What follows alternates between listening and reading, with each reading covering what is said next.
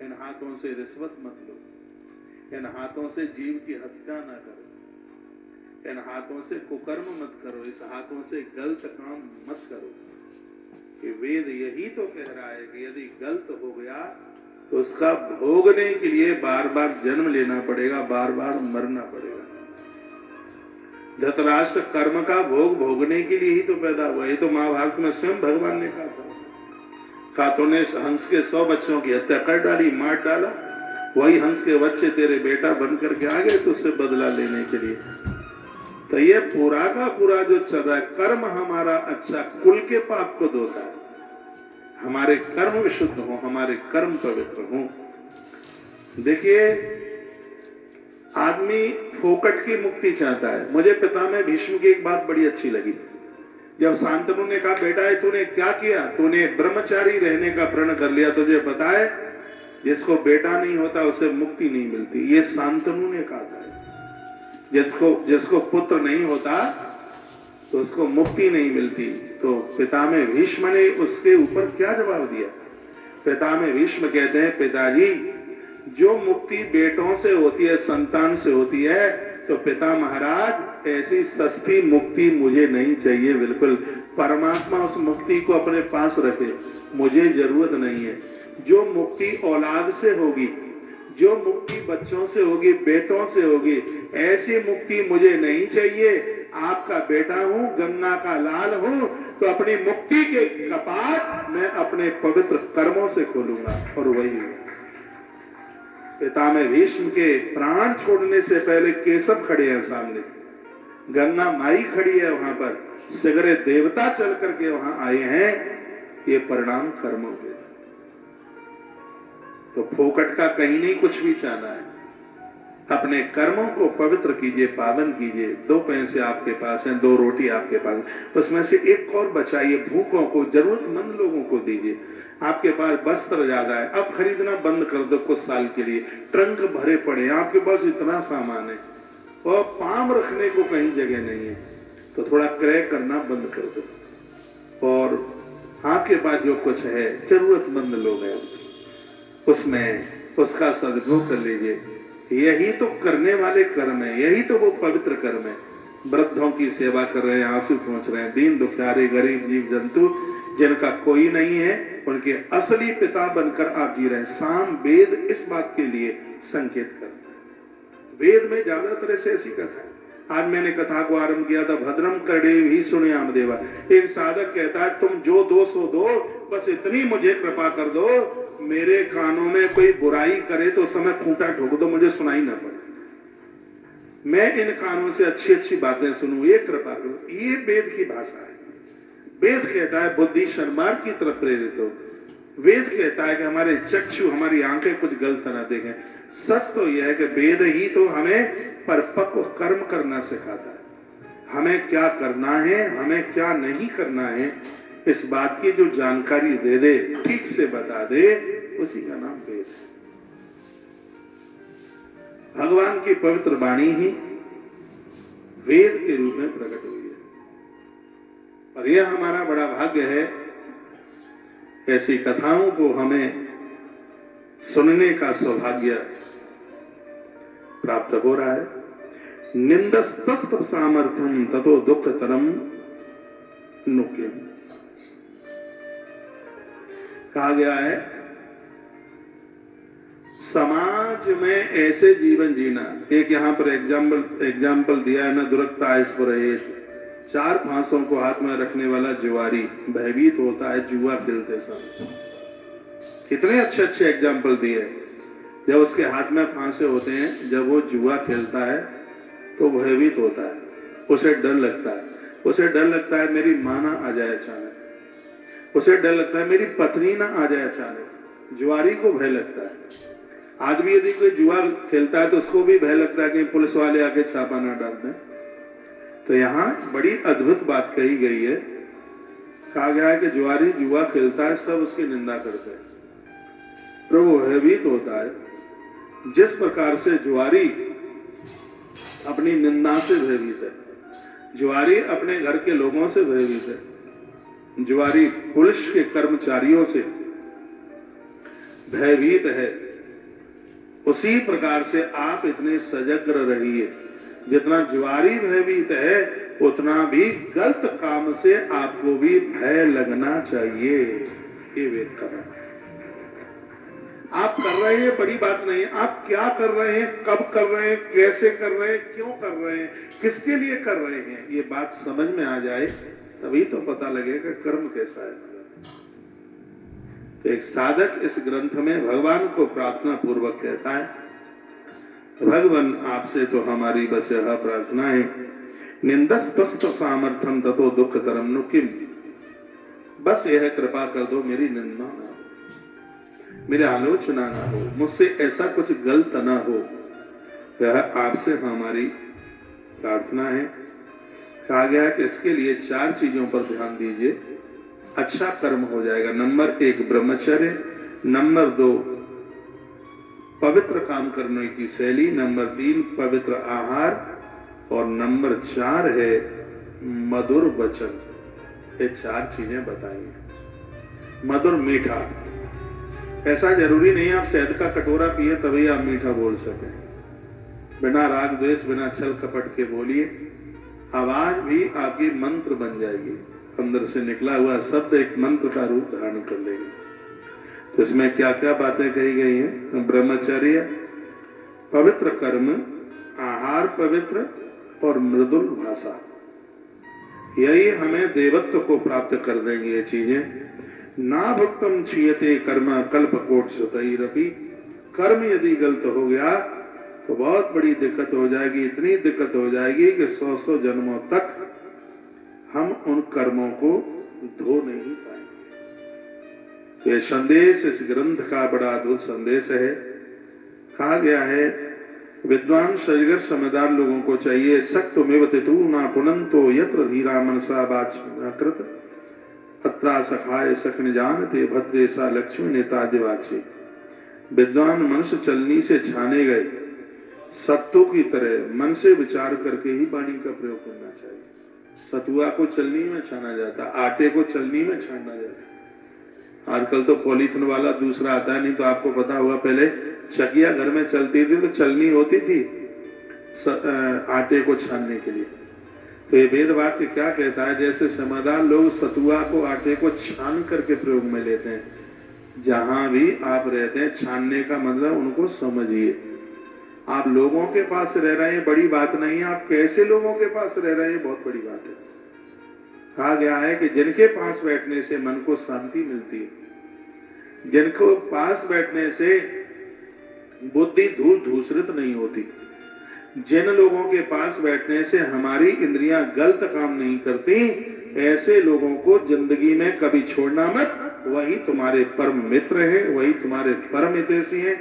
इन्हीं की संगति पा करके जैसे घोड़े पर बैठ करके लोग अपनी यात्रा पूरी कर लेते हैं, अच्छी संगति के प्रभाव से भी आप अपनी जिंदगी की यात्रा पूरी कर जाएंगे। ये बड़ी अद्भुत बात है, ग्रंथाकार ने वर्णन की गई है, इसलिए संग बढ़िया होना चाहिए। बरभल बास नरक करता, बरभल बासे नरक करता, दोष संगे तेरा, बरभल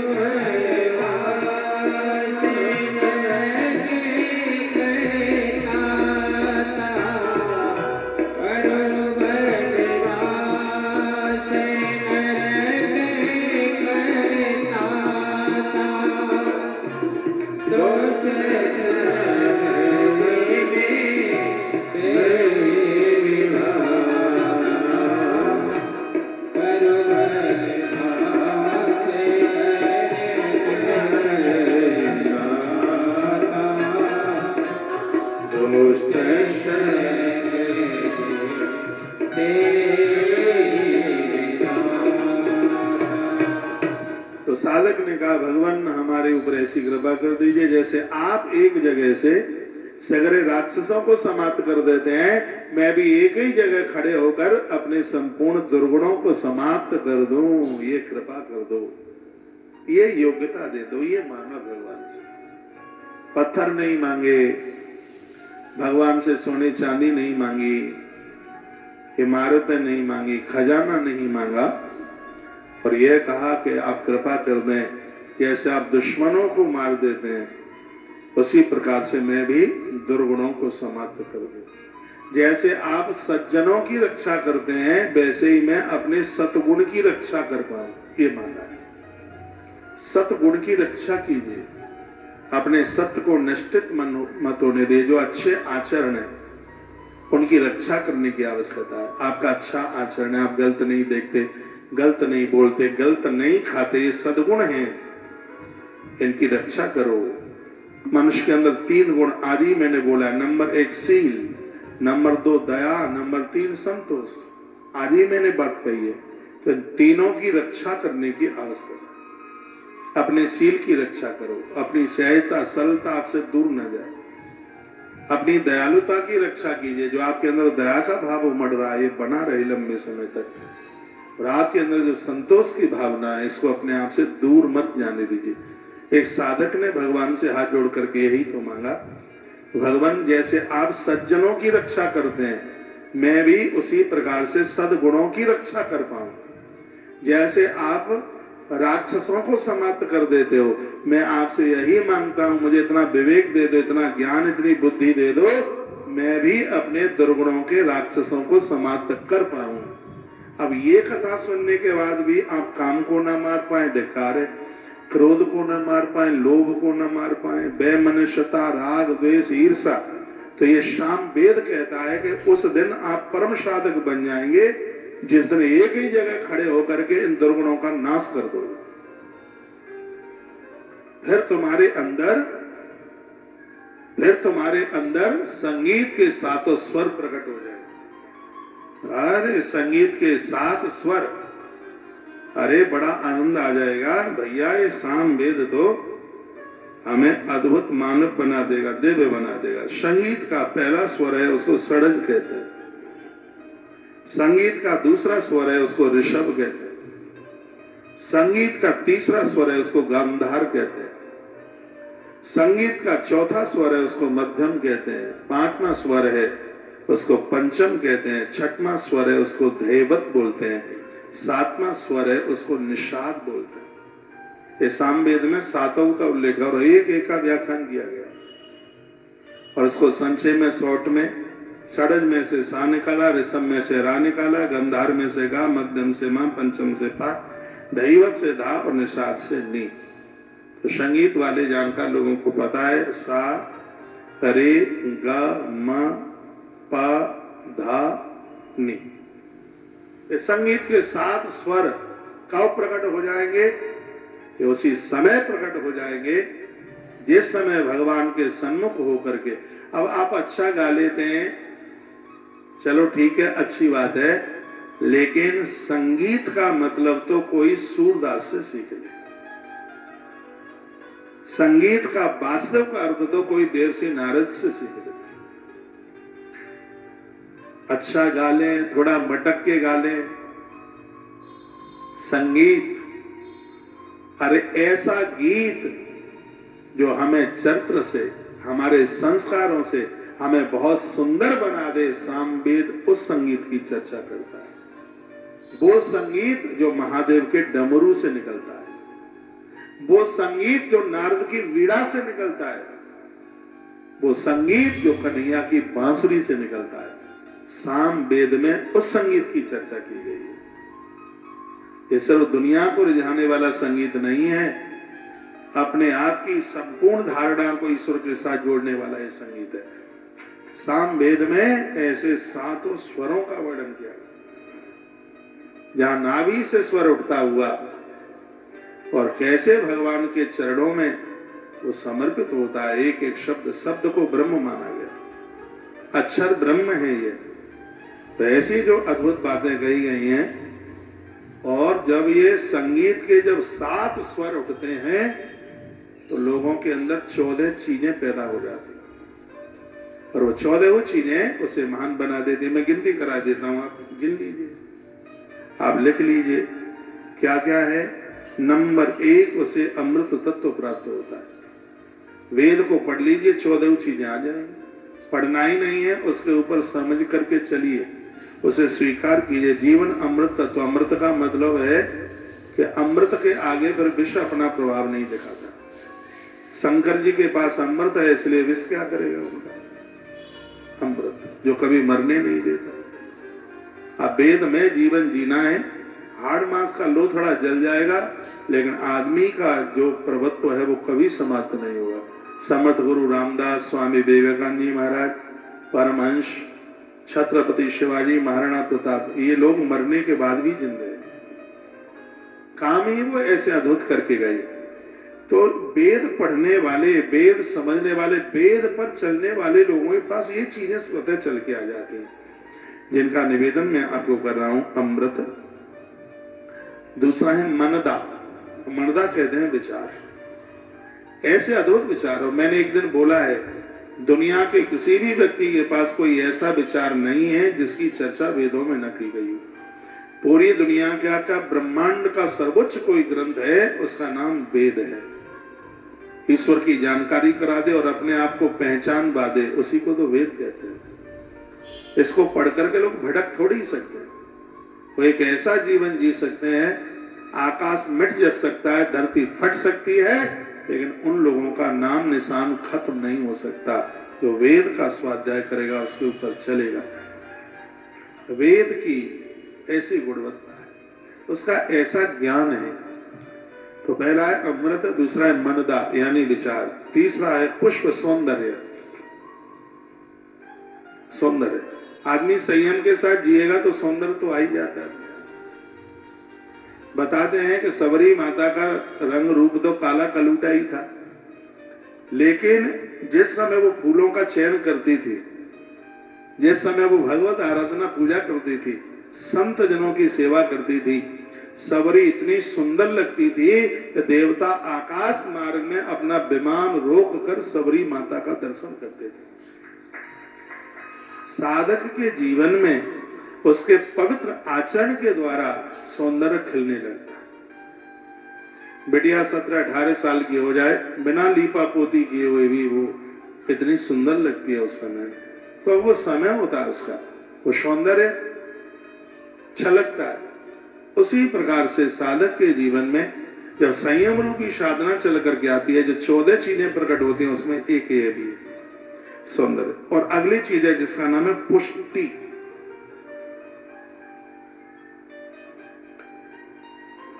पुष्टि का मतलब होता है स्वस्थता, यानी बीमारी खत्म। जहां कोई रोग नहीं है, कोई बीमारी नहीं है, उसको कहते हैं पुष्टि। तो वेद का आचरण जो करेगा, वेदों पर जो चलेगा, वो स्वस्थ होगा। उसको तो कोई बीमारियां होंगी, काय को होंगी। जब वेदोक्त रीति से अपना जीवन जी रहा है, तो वो काय को बीमार होगा? हो ही नहीं सकता। और ये बातें मैं आपको वो बोल रहा हूं जो मैंने 32 साल में नहीं बोली। बिल्कुल सुना, सुनाया, सुनाना मुझे मेरे अभ्यास में नहीं है। तो ये बातें हैं, मैं पहली बार आपके बीच में रख रहा हूं, और इसे आप ये सुन लीजिए, क्योंकि आप वेद की कथा में टाइम दे रहे हैं, तो आपका एक निरर्थक समय नहीं जा रहा है। यदि यह सुनकर इसके ऊपर हम चलना शुरू कर दें, तो ये 14 चीजें मिल जाएंगी। ये 14 चीजें, 14 विद्या, महाविद्या, अद्भुत ज्ञान है, ये अद्भुत विज्ञान है। ये 14 चीजें मिल तो जाए कैसे भी, वो मिल जाएंगी वेदों की भाषा के ऊपर, उनकी कही गई बात के ऊपर चले तब। अगली बात है तुष्टि। तुष्टि कहते हैं इच्छा पूर्ति, सब कुछ मिलेगा, आप तृप्त हो जाएंगे। और अगली बात है ध्रुति। ध्रुति का मतलब विद्या। विद्या उसे कहते हैं मैं कौन हूं, कहां से आया हूं, क्या करना, कहां जाना, इस बात की पहचान हो जाए। और उसके तत्पश्चात एक चीज और मिलती है, सासनी। हिंदी में उसको कहते हैं तेज। संयमित जीवन जीना, तेज चल के आ जाएगा। और 8वीं चीज है जिसका नाम है चंद्रका। संस्कृत का शब्द है, हिंदी में इसको कहेंगे शांति। वेद के अनुसार जीवन, संयमित जीवन जीना, देखो कैसी शांति आती है। इतनी शांति आएगी कि तुम्हारा मूड ही कोई खराब नहीं कर पाएगा, और ये इससे मिलेगा चंद्र का यानी शांति। उसके 9 नंबर पर है कांति, जिसे कीर्ति भी बोल देते हैं। अच्छे काम करोगे पूरी दुनिया में सम्मान हो जाएगा। उसके बाद में ज्योत्सना, हिंदी में उसको कहेंगे प्रकाश। ऐसा लगेगा कि सूर्य आज तुम्हारे यहां से उदित हो रहा है। ज्योत्सना यानी प्रकाश। उसके बाद में 10वें नंबर पर श्री यानी धन। वेद के अनुरूप अपना जीवन जीने, मैं दावे के साथ कह सकता हूं 1 रुपए का कर्ज नहीं रहेगा, ऋण नहीं रहेगा, क्योंकि आप काम ऐसे करेंगे जिसमें ऋण का कोई मतलब ही नहीं उठता, कर्जे का कोई मतलब ही नहीं उठता। आज वेदों को लुप्त किया जा रहा है, मुंह उठा करके चल रहे हैं, वेदों को समझा नहीं जा रहा, शास्त्रीय विधि से जीवन नहीं जिया जा रहा, चाहे बच्चा, बूढ़ा, युवा, जवान कोई भी है, उन्हें वेदों की जरूरत ही नहीं रही, आवश्यकता ही नहीं रही। लेकिन हमारे ऋषि और महर्षियों को देखिए, जिन्होंने शास्त्रीय विधि से ही अपना जीवन जिया। और ये सिर्फ तुम्हें सुनाने के लिए नहीं, कल जब मैं कथा करके गया, मैं इस बच्चे को बोल रहा था, जहां भी मुझे कुछ प्रसाद लेना है, ये नियम बना लो, उस जगह पर पानी से छिड़काव करना है, क्योंकि आज वेद में ये बात निकली है कि साधक जहां भी कुछ खाए पिए, उस स्थान पर जल का छिड़काव होना चाहिए। ये कल की कथा थी। अब मैं तो उतना विस्तार से सुना नहीं पाया, उसके बड़े फायदों का वर्णन किया गया था। यदि आप ऐसा करते हैं तो उससे क्या क्या होता है, उतना टाइम होता नहीं है, लेकिन फिर भी मैं बताऊंगा, मैं निवेदन करूंगा। तो ये नहीं है कि सिर्फ बोलने के लिए, सिर्फ प्रवचन ही करने के लिए। अग्नि पुराण में लिखा है, जो लोग भोजन करने से पहले पान घुटने तक, हाथ कोहनी तक और मुंह में पानी डाल के कुल्ला करते हैं, उसके बाद भोजन करते हैं, उनकी उम्र 100 साल से कम नहीं होगी इस कलयुग में भी। उनका भोजन पचेगा कुल्ला करके, हाथ जोड़कर। कल ही तो आपने सुना था अन्न ब्रह्म है। जब थाली सामने रखी हुई है तो नेत्र बंद करके प्रणाम कीजिए, कहिए कि भगवान आपकी बहुत बड़ी कृपा है, आज आपने फिर मुझे आहार दे दिया। जो आपकी हरारत को निकाल देता है, इसलिए तो आहार है।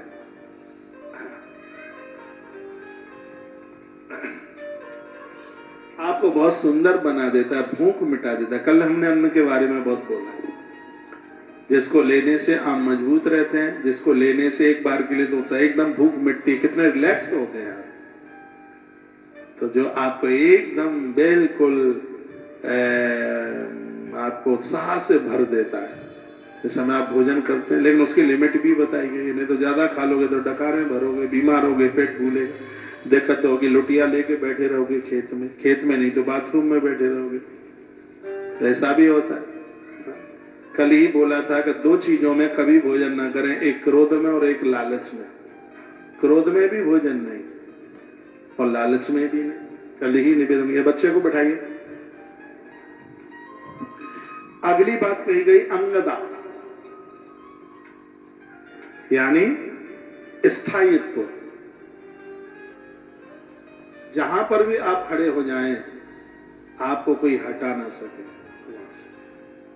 ये गुण आ जाता है उनके अंदर। लोग तो पाम पकड़ के लिपट जाते हैं, नहीं जाइए, नहीं जाइए। आप जैसे लोग जहां भी पहुंचते हैं, लोग आपसे बोर नहीं होते। हम जैसे लोग जहां पहुंच जाए, आपके घर में भी पहुंच जाए, तो आप ये नहीं कहोगे हनुमान जी महाराज क्या आफत आ गई, अब जल्दी इनको यहां से खिसकाइए, टकराइए। ये कहेंगे कि महाराज एक दिन और रुक जाते। यानी आप जहां भी पहुंच जाएं, लोग आपको अपने यहां रोकना चाहें, वेद का अभ्यास करने से, वेद पर चलने से, यह भी एक बहुत बड़ी संपदा मिल जाती है। आप किसी के ऊपर भार नहीं बनते। जहां आप जाते हैं, लोग आपको वहां स्थिर करते हैं, रोकते हैं। प्रीति, प्रेम, संयमित जीवन जीकर, वेद के रास्ते पर आप जीवन जीकर ये चीज प्राप्त कर लेंगे। फिर है पूर्णता।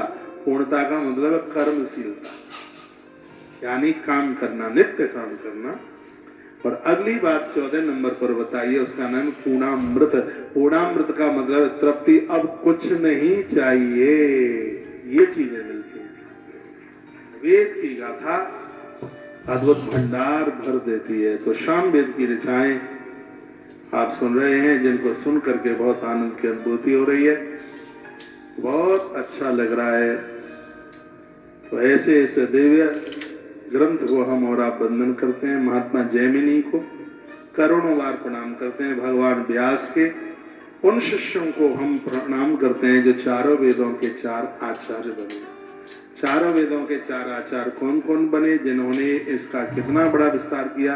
कल उन साधुओं के बारे में भी उनकी जीवनी पढ़ेंगे, उनकी जीवनी सुनेंगे। माता गार्गी ने, ऋषि पत्नी थी गार्गी, उसने कैसे महात्मा याज्ञवल्क्य के सामने इसी साम वेद के प्रश्न किए थे। कंठ था, सिद्ध था, गार्गी को साम वेद कंठ था, महात्मा याज्ञवल्क्य को साम वेद कंठ था। तो जिस समय राजा ने एक इतना बड़ा सम्मेलन रखा जिसमें विद्वानों को बुलाया गया, 1000 गायों को सींग सोने में और पाम चांदी में मड़ करके 1000 गैयां तैयार कर दी थी, और ये कहा था जो वास्तविक अर्थ को बताएगा, वेद के वास्तविक अर्थ को जो बता देगा, वही इन गायों को हाँक कर लेकर के चला जाएगा। ऐसे अद्भुत कथानकों का वर्णन किया गया है। ऐसी तमाम तरह की जो कथाएं कल आप सुनेंगे, महात्मा याज्ञवल्क्य को सुनेंगे, माता गार्गी को सुनेंगे आप। साम वेद का बड़ा अद्भुत प्रभाव है। और ये बात एक बार रोज मैं कह देता हूँ, जिस समय भगवान का गरुड़ उड़ता है भगवान को बिठाकर, उसके पंखों में से साम वेद के सूत्रों की आवाज आती है। इसलिए भगवान कहते हैं गीता में, वेदानाम साम वेदोहम, ये भगवान के शब्द हैं, वेदों में मैं ही साम वेद हूँ, ये भगवान के शब्द। बहुत बहुत धन्यवाद आपकी कथा को पूरा सुनने के लिए। आरती के बाद वो बहनें व्यासपीठ की तरफ आएंगी जो संतान नारियल के लिए आई हैं। भगवान कृपा करे आपको बड़ा सुंदर सा बेटा हो। अपना मोबाइल निकाल करके थोड़ा रिकॉर्ड कर लें कि इस नारियल का आपको करना क्या है, इसको कैसे यूज किया जाए। जितने भी भक्त लोग इस समय यूट्यूब पर सुने हैं, आपके हृदय की भावना आप लेकर के भेज रहे हैं। आपके अद्भुत जानकारी, रेखा चौहान आपने लिखा है, भाई प्रतीक मिश्रा आपने भी लिखा है अद्भुत सामवेद पुराण। बहन अमता सिंह आपका भी मैसेज मैंने पढ़ लिया, आपने लिखा है महाराज जी नित्य नई नई जानकारी, अद्भुत अद्भुत जानकारी। अब सामवेद है, अब कथा सामवेद की है तो और भी सामवेद का ही होना चाहिए। बढ़िया कमला यदुवंशी, हमारे वेद में इतनी अद्भुत जानकारी तो आपकी कृपा से हमें प्राप्त हो रही है, सब भगवान की कृपा से हो रहा है। और आप एक कथा सुन रहे हैं, मैं पूरी दुनिया को नहीं बदल पाऊंगा, तो जितने मेरे श्रोता हैं, और ये मुझे पक्का पता है कि आपका जीवन तो मैं परिवर्तन करा ही लूंगा। उसके लिए सबसे पहले मैं अपना जीवन परिवर्तन कर रहा हूँ, उसी में मैं लगा हूँ। मुझसे कोई त्रुटि, मुझसे कोई गलती ना हो। आप सब भी वेद की तरह, वेद के संदेश के द्वारा शास्त्रीय जीवन ही जीने की कोशिश कीजिए। जो आपको मिला इस पर संतुष्ट होइए, कम है कि ज्यादा है। कभी पति को ये मत झगड़िए कि तुमने ये नहीं दिया, तुमने ये नहीं दिया, तुमने ये नहीं दिया। कभी घरवाली को भी मत कहिए तेरे बाप ने ये नहीं दिया, ये नहीं दिया, ये नहीं दिया। जिस दिन आप संतुष्ट होंगे, घर का माहौल उसी दिन बहुत बढ़िया हो जाएगा। कुछ मांगना नहीं है। जो दुनिया में खुद ही मांगने में लगे हैं, इनसे क्या मांगा जाएगा। केवट बनने की कोशिश कीजिए। आप वेद का एक परम साधक बनिए। आइए मैं बता रहा हूं कि क्या करना है आपको इस नारियल का। यहाँ से नारियल और 2 फल आपको दिए जा रहे हैं। पति यदि बाहर नहीं है तो पति पत्नी एक एक फल दोनों वो उसको ले लें। नारियल फोड़ना नहीं है, उसको पूजा के अपने घर के ही मंदिर में रखना है। और करना यह है कि गोपाल जी को लकड़ी के पट्टे पर बिठाकर उसके नीचे पीला वस्त्र बिछाइए, खुद भी पीले कपड़े पहनिए। 10-15 मिनट की बात है। दिया जला करके रखिए अपने दाहिने हाथ पर। पूर्व दिशा में आपका मुंह हो, पश्चिम दिशा में भगवान का मुख हो, और जो जल का पात्र है वो आपकी बाईं तरफ हो। दिया जला करके रखे बैठे। एक कटोरी में गौ माता का कच्चा दूध मिल जाए, वो ना मिल पाए तो जल, गंगा जल मिल जाए, उसको रखिए सामने। और एक मंत्र आपको जपना है, वो मंत्र मैं आपको बता रहा हूं। पूरा प्रभाव इसमें इस मंत्र का ही है। ओम क्लीं कृष्णाय गोविंदाय गोपी जनवल्लभाय स्वाहा। ओम क्लीं कृष्णाय गोविंदाय गोपी जनवल्लभाय स्वाहा। वैजयंती या तुलसी की माला पर पति और पत्नी दोनों एक एक माला जपें।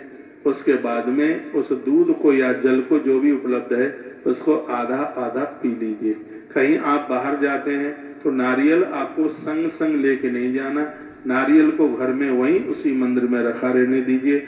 जब काम हो जाए, सूतक पातक उतर जाए, शुद्धि हो जाए, फिर उस नारियल को किसी बहती हुई नदी में प्रवाहित कर दीजिए और वरुण देवता को धन्यवाद दीजिए, आपकी कृपा से हमारे घर में भी चिराग जल गया, ये आपकी कृपा से हुआ है, ये उनको ये धन्यवाद कीजिएगा। तो इस नियम को यदि आप फॉलो करेंगे तो भगवान की कृपा से अद्भुत हो जाएगा। मैंने 600-700 नारियल दिए हैं तो 500-400 बहनों को संतान भी हुई है 24-24 साल के बाद में। अभी इसी कार्तिक के महीने में गोपाष्टमी के समय पर कोई महानुभाव सज्जन आए, का महाराज इतनी खुशी हो रही है, 15 साल के बाद में हमारे यहाँ नाती आया है। यहाँ आस ही बिल्कुल छूट गई थी। और मैंने बहुत बार कहा है कि जब काम दवाओं से नहीं तो काम दुआओं से चल जाता है।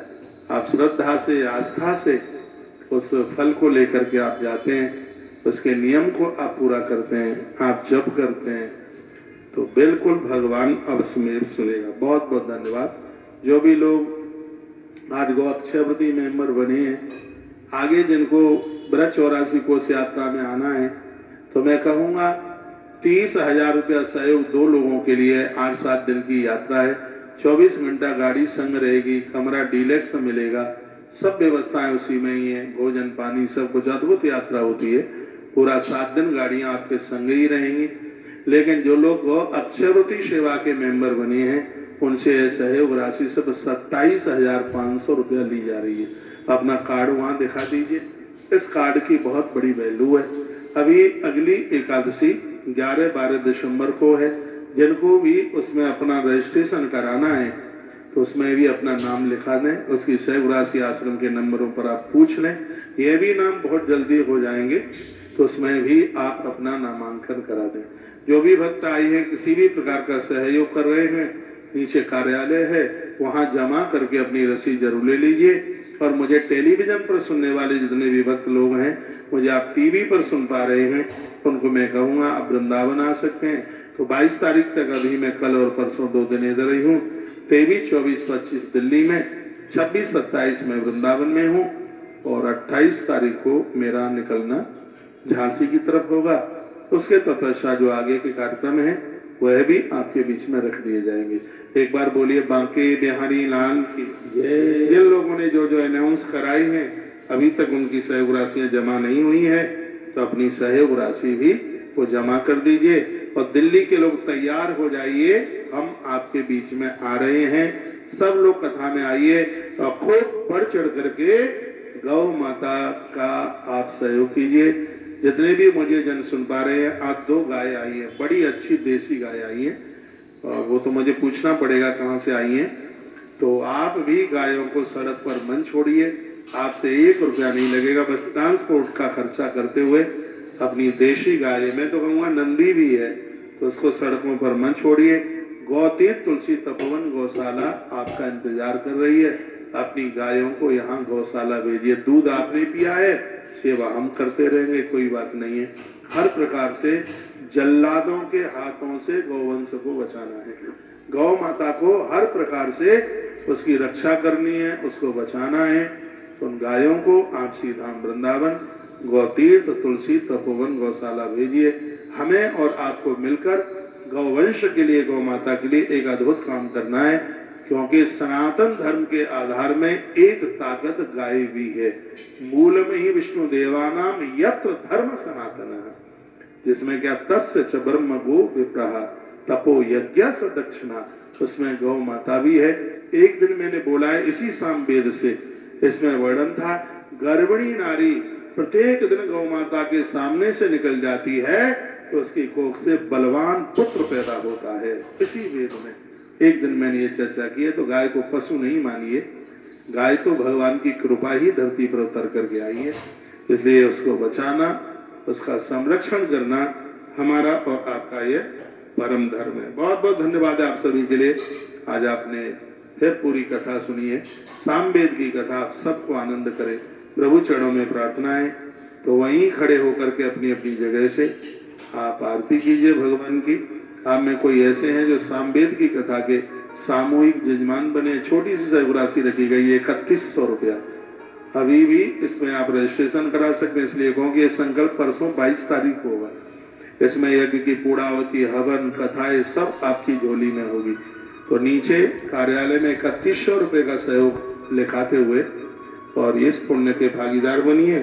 तो टीवी पर मुझे सुन पा रहे हैं, नंबर चालू है, वहां संपर्क करते हुए अपना नाम और अपना गोत्र लिखा दीजिएगा। बहुत बहुत धन्यवाद है। ओम चंद्रमा मनसो जातक्षो सूर्यो अजायत। विशेष रूप से बुधवार और शनिवार को ही नारियल देता हूँ। ये दोनों के दोनों दिन वंश वृद्धि के लिए बहुत बढ़िया है। यदि टाइम हो तो घंटे पर बैठ लेना, क्योंकि नारियल का करना क्या है, पूरा नियम, पूरी विधि समझाऊंगा। और बहुत ज्यादा जल्दी में है तो हमारे YouTube पर भी वीडियो पड़ी है कि नारियल को कैसे प्रयोग में लेना है। तो आप इधर आकर के आप नारियल ले लेंगे, उसमें कोई ऐसी बात नहीं है। यदि आप जल्दी में हैं, आपको जाना है, तो आप आके इधर नारियल ले लीजिए। आइए 2 पंक्तियां भगवान के चरणों में समर्पित करते हैं। प्रभु मेरे अवगुण चितन धारो।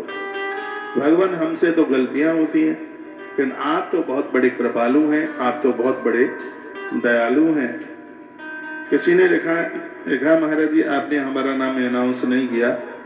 ये नाम कल के मेरे पास में रखे थे, आपका नाम हो सकता है कल के बाद में शाम को आया हो या आज सुबह आया हो। तो जो नाम बाद में आए हैं उनका अनाउंस हम यहाँ से कर देंगे। एक बार मैं फिर कहूंगा कि मंडला की गौशाला के 100 मन चारे के लिए, उससे और ज्यादा के लिए आप सहयोग कर रहे हैं।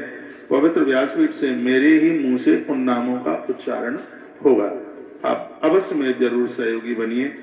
और फिर मैं कहूँगा कि 22 तारीख तक आप वृंदावन आ रहे हैं, तो मेरा मिलने का सुबह का टाइम है 10 बजे से लेके 11 बजे तक का। शाम का टाइम है 7 बजे से 8 बजे तक का। तो मेरा पूजा पाठ का भी टाइम है, लेकिन फिर आपको देरी होगी। कथा के बाद में भी मैं 2 से 3 मिलूंगा। और कल तो मैं डीग जा रहा हूँ, कथा के बाद शाम को निकलूंगा डीग। तो रात्रि को ही मेरी वापसी है। आज से एक काम और चालू कर रहे हैं, वो ये है, आपके इतने फोन मैसेज आते हैं, आपसे संपर्क नहीं हो पाता, तो रोज मैं रात्रि को 8 बजे से लेकर के 9 बजे तक आपके फोन सुनूंगा। आश्रम के नंबर स्क्रीन पर चल रहे 92 580 31 399, 92 580 41 399।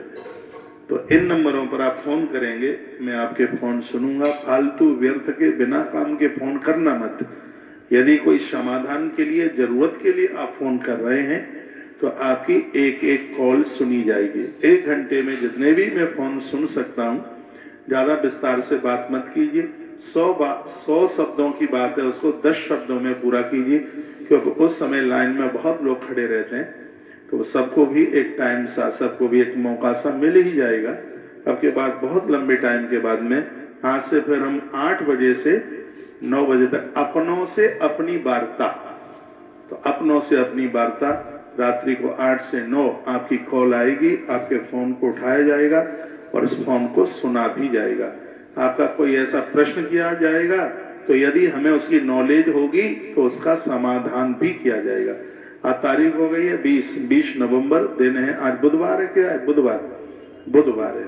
बुधवार को लेके तुलसी भक्ति रस यूट्यूब चैनल पर बड़ी अद्भुत वीडियो डली है, उसको सुन लेना। तुलसी तपोवन यूट्यूब चैनल पर बड़ी विशेष वीडियो डली है, टाइम मिले उसको सुन लेना। आज बुधवार को लेकर के बड़ी अद्भुत वीडियो डली है, आप जरूर सुन लीजिएगा, ये वीडियो आपके काम में आएगी। तो ये कुछ सूचनाएं थी जो आपके बीच में रखी गई हैं। और आप दवाई के लिए पूछ रहे हैं, दवाई आज तो है नहीं, क्योंकि बना नहीं पाए, टाइम मिला नहीं, पर 1 दिन में उसको बना के तैयार कर दिया जाएगा। और जब दवाई बन जाएगी उस समय यहाँ से हम अनाउंस कर देंगे। जो भी बहनें संतान नारियल के लिए हैं, कल भी नारियल मिलेगा, परसों भी मिलेगा, क्योंकि मैं 22 को शाम तक यही हूँ और 22 की शाम को निकलूंगा या 23 को सुबह निकलूंगा। 23, 24, 25 3 दिन का कार्यक्रम इंद्रप्रस्थ नगरी दिल्ली में है। टीवी पर तीनों एड्रेस चल रहे हैं, आप जरूर पधारिए। आप 11 बजे ही आ जाइए, क्योंकि आपके सहयोग के लिए काउंटर पहले से तैयार होगा और 12 बजे से लेकर के लगभग 4 बजे तक हम आपको कथा सुना देंगे। भगवान की प्यारी सी बढ़िया सी मधुर मधुर कथा सुनने का सौभाग्य प्राप्त हो जाएगा। आइए कुछ पंक्तियां। प्रभु मेरे अवगुण चित्तन धरो, बहुत प्यारा पद है, स्वर दो।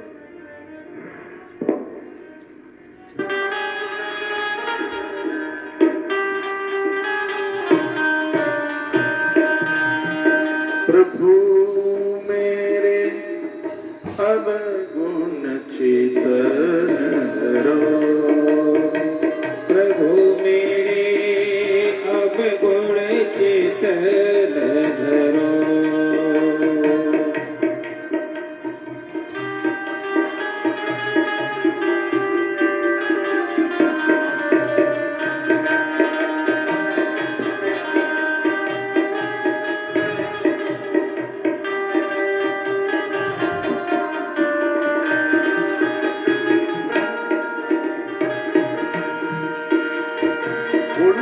अवगुण चित्तन धरो, प्रभु मेरे अवगुण चित्तन धरो।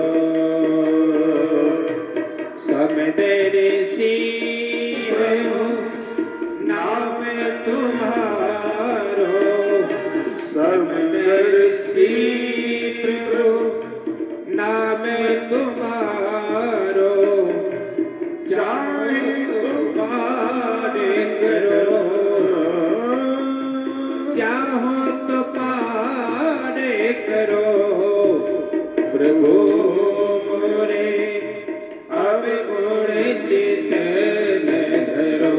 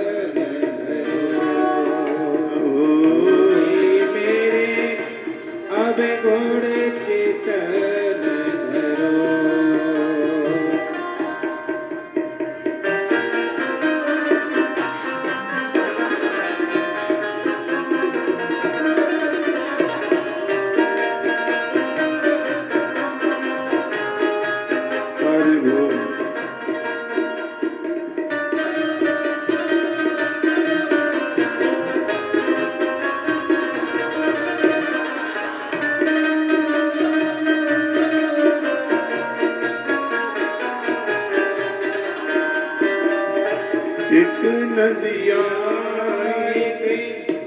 नाले कहावत, एक नदिया नाले कहावत। मैलों ने भरो, मैलों ने भरो। जब मिल के दो एक वरण भये, जब मिल के दो एक वरण भयो, सुर सर नाम पढ़ो, सुर सर नाम पढ़ो, अब गुण चेतन धरो प्रभु जी मेरा, अब गुण चेतन धरो।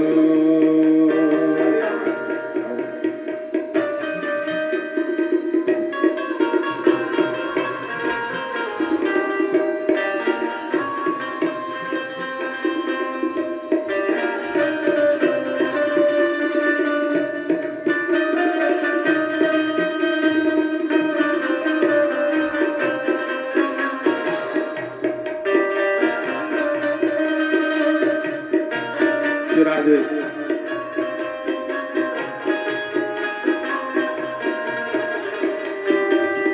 एक माया एक ब्रह्म कहावे, एक माया एक ब्रह्म कहावत, सूर श्यामे धरो, सूर श्यामे धरो,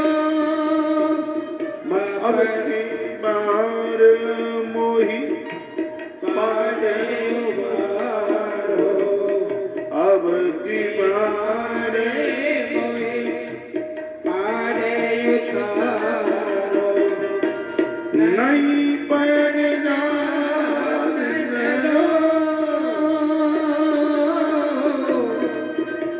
वो नहीं प्रण जात धरो, अपने धनी सा सारे धाम पगवारे, एक माया ब्रह्म कहावत, मेलो निर्भरो, अब की बार मोहे पार उतारो, नहीं प्रण जात धरो, मुरली मेरे अब गुण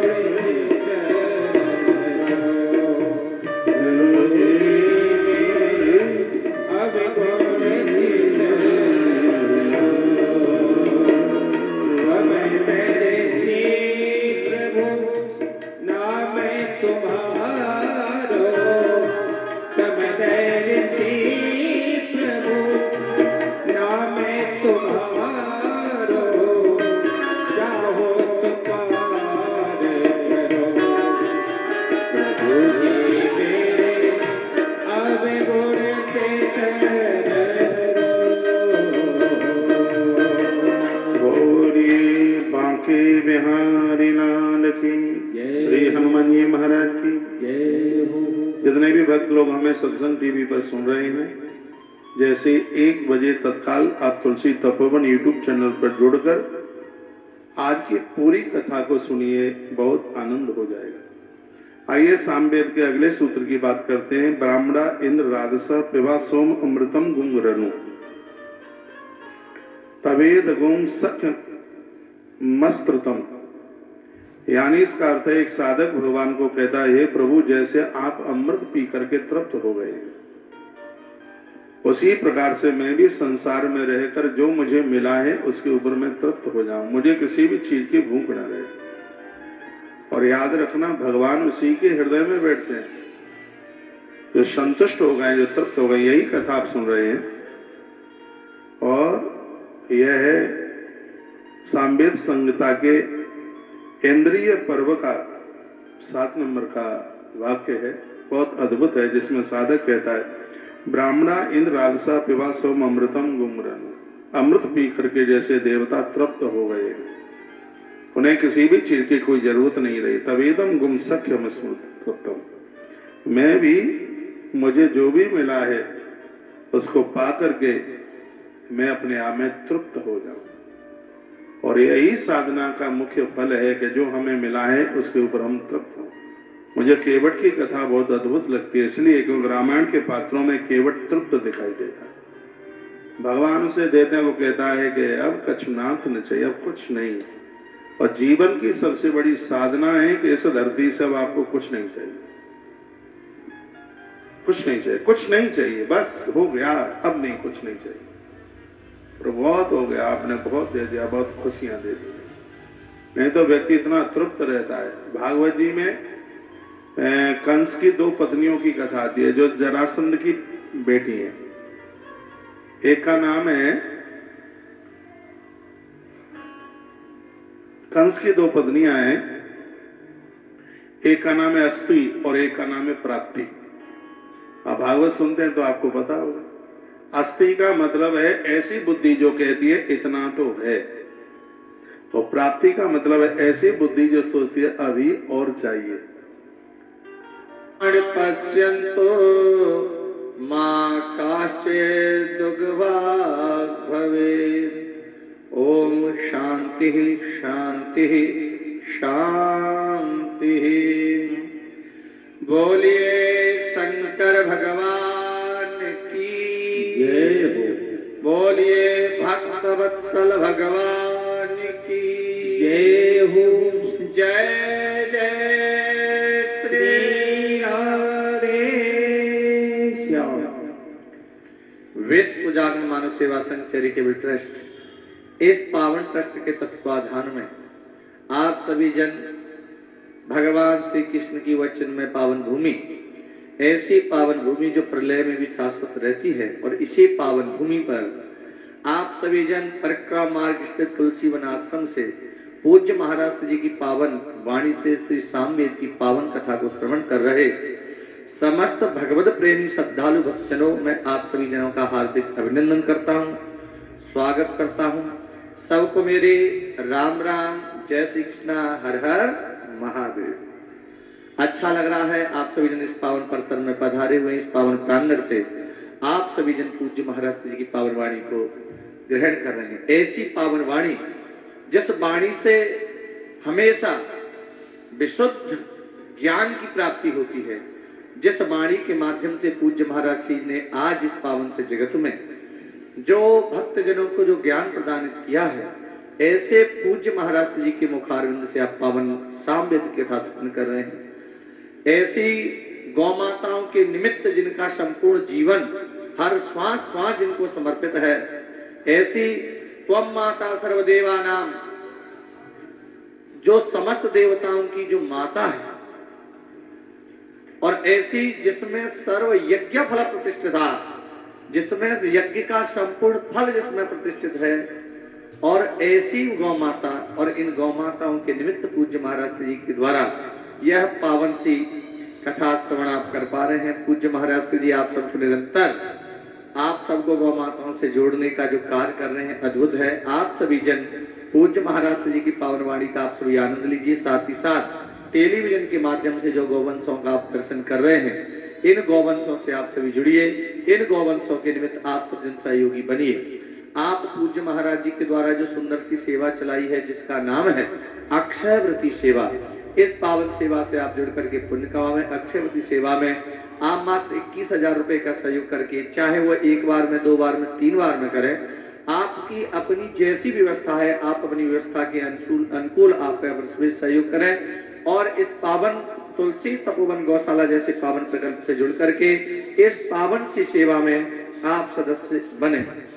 देखिए, आप सदस्य बनते हैं, इसका मतलब है एक गौ माता को आजीवन आप सवासिर भूषा की व्यवस्था कर रहे हैं। हम और आप रहे न रहे, लेकिन निरंतर यह सेवा चलती रहेगी। सेवा ऐसे ही चलेगी जिस प्रकार से सूर्य अपने समय से निकलता है और चंद्र के नित्य दर्शन होते हैं, इसी प्रकार से यह सेवा बराबर चलती रहेगी। मैं तो सबसे निवेदन करना चाहूंगा, आप इन गौवंशों से जुड़िए और गौवंशों से जुड़ करके पुण्य कमाइए।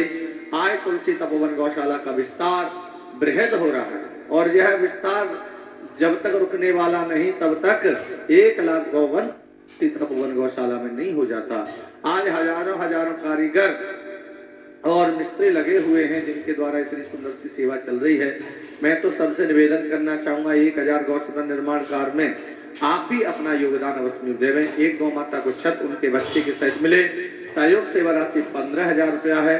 15,000 रुपए के माध्यम से गौ माता के बछड़े के लिए और आप भूषा के लिए गोदापुष के लिए भी आपको और निर्माण कार्य से जुड़ने का सौभाग्य प्राप्त होगा। तो एक गौ माता के लिए आप संपूर्ण निर्माण कार्य के लिए 15,000 रुपए का सहयोग करें। आप इसमें लोहे का दान भी कर सकते हैं। लोहे के सरिये के दान के लिए 1 कुंटल सरिया के लिए 6,000 रुपए का सहयोग देते हुए भी अवश्य में सहयोगी बने। साथ ही साथ गौ माताओं के हरे चारे और भूसे के लिए आपका जैसे बराबर हमें सहयोग प्राप्त हो रहा है, आप सभी इसी प्रकार से आप अपना सहयोग देते रहें। यह सहयोग आप टेलीविजन के माध्यम से जो आपको और बैंक अकाउंट नंबर दिखाई दे रहे हैं, आप इनके माध्यम से सहयोग करें। साथ ही साथ आप सबको पेटीएम फोन नंबर आपको बता दिया गया है। आप पेटीएम नंबर, फोन पे नंबर अथवा गूगल पे नंबर आप नोट कर लीजिए।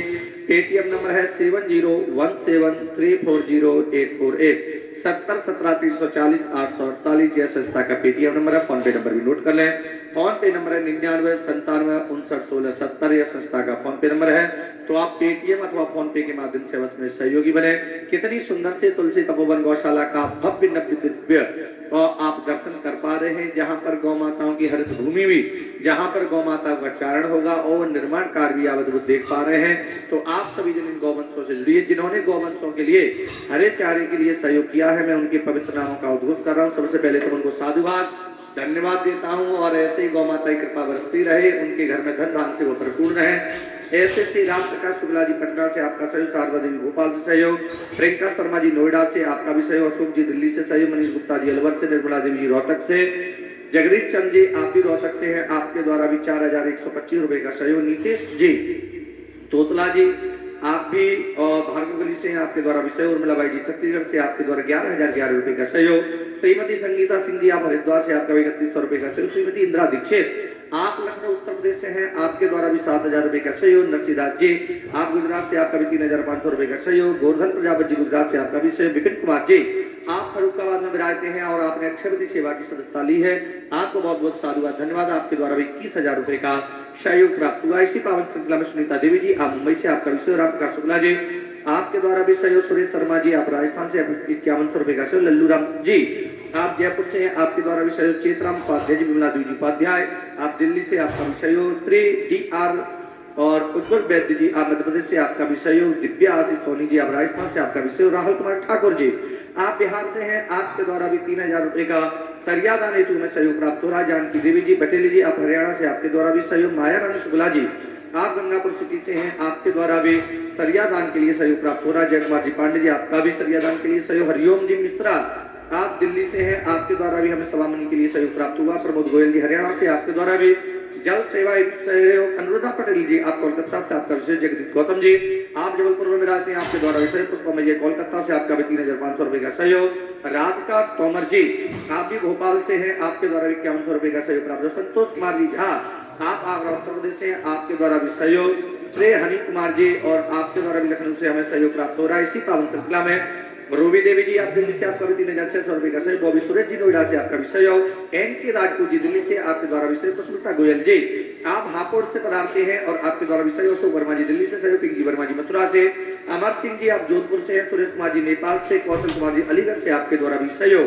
पवन पांडे जी आप प्रयागराज में विराजते हैं, आपका सहयोग, रमेश यादव नीलम यादव जी जो कि माधीपुर दिल्ली से बराबर इनका में सहयोग प्राप्त होता है और हर पावन प्रकल्प से जुड़े हुए हैं। अभी भी इनके द्वारा 5100 रुपए का सहयोग प्राप्त हो रहा है।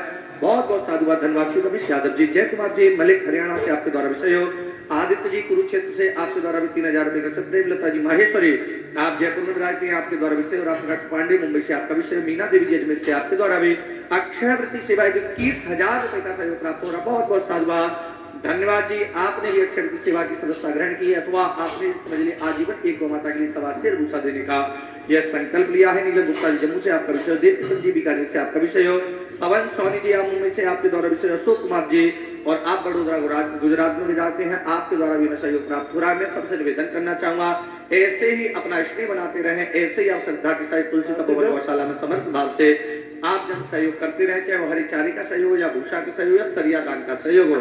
आप सभी इस पावन पुनीत के सहयोग से जुड़िए।